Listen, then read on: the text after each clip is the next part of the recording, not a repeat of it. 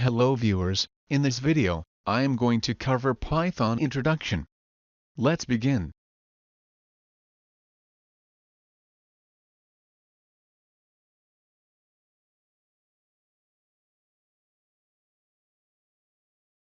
In the first program, I am going to cover Python basics.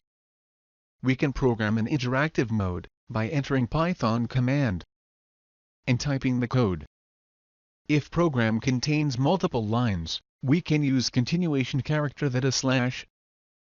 We can exit from interactive mode by typing exit command. Or, we can program in scripting mode by creating Python file with .py extension and executing the Python file using Python command.